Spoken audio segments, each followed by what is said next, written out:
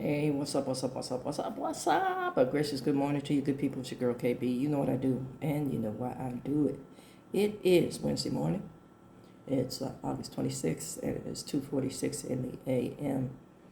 And as you can see, I'm actually wearing my prescription glasses today. I'm not wearing the usual readers that I normally wear. Uh, Having some difficulty because of the diabetes and cataract. Uh, so I decided to put on the old RX glasses, see how that works out for me. Anywho, I'm going to just dive right in with this comment today. I think it was about 2 weeks ago, I made a video about the southern trees and the strange fruit. Put it like that because social media likes to monitor and edit and censor little old me. So the strange fruit and the southern trees. And I talked about what is our vehicle for investigation, because I don't want to plug into, I want to say, a level of mass hysteria. Now, I'm not saying that the trees aren't blossoming and blooming.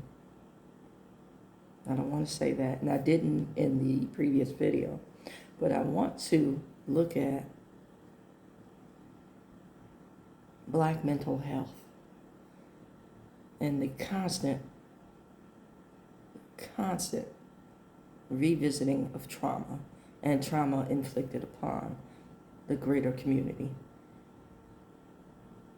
It's a reality, folks. And I want to say that COVID and the isolation of COVID impacted our community. You know, like I said, we're talking about the trauma, this constant nonstop bombarding of trauma. And we all have to acknowledge that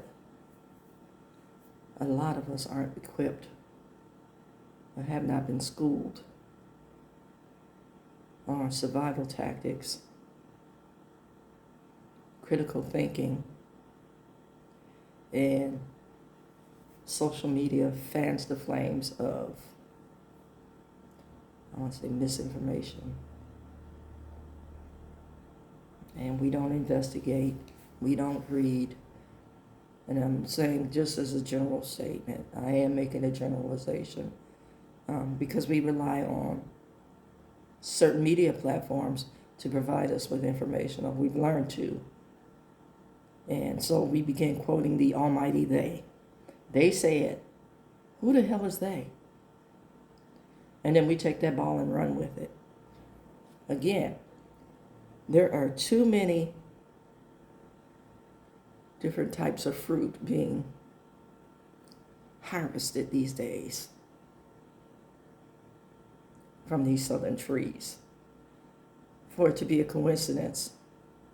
But at the same time, I'm revisiting the conversation about mental health and what our vehicles for investigation are, because one, we know we're not going to get a full investigation. Two, the state of Mississippi has clearly demonstrated what they're going to do about it. Three, we have to rely on factual word-of-mouth information in order to disseminate and educate. So we can't be quoting they. Four, we definitely have to look at how we address mental health. And we, as a population of people, haven't really effectively addressed mental health. Now, we have get care as it is. I saw a quote the other day that said, doctors are to black women what police are to black men. That's a fact. We need to look at that. You know, when you go to a hospital or what have you,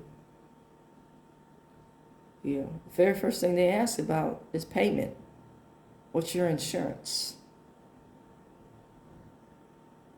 And the conversation either elevates or deteriorates from your response.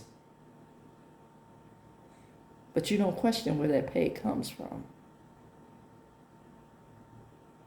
But you'll question every aspect of my report. At some point, the madness has to stop. At some point, we have to address the community as a collective, as a healer, as a source.